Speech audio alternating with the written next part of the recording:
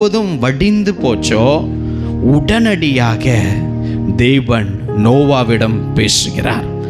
நோவா, நீயும் உன் மனைவியும் உன்னுடைய 3 குமாரர்களும் உன்னுடைய 3 மருமகள்களும் இந்த பேழையை விட்டு புறப்படுங்கள் என்று சொன்னார்.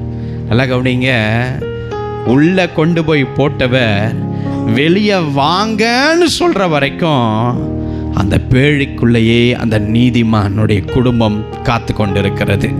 இப்போ பாருங்க, முதல் முறையாக இந்த சுத்தமாக்கப்பட்ட இந்த பூமியை முதல் முறையாக நோவா ஐயாவுடைய குடும்பம் பேழைக்குள்ளிருந்து வெளியே வருகிறது, வந்து கால் வைக்கிறது.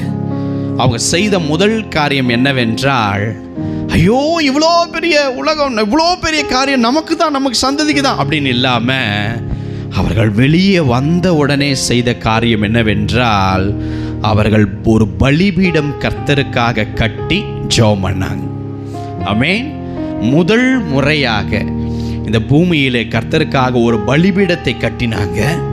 மற்றும் அங்கே கர்த்தருக்காக சில தகன பலிகளை முதன் முறையாக அந்த இடத்திலே அவர்கள் என்ன செய்கிறார்கள் என்றால், அந்த வெள்ளத்திற்கு பின்பதாக நடந்த அந்த முதல் தகன பலியாகவும் அது காணப்படுகிறது. உடனே கர்த்தர் அந்த சுவாசத்தை அதை முகர்ந்தார்.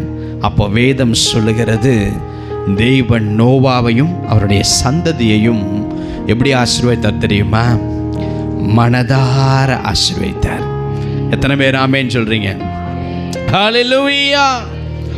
நான் உங்களுக்கு சொல்றேங்க அன்பானவர்களே, இன்றைக்கு இந்த பேழை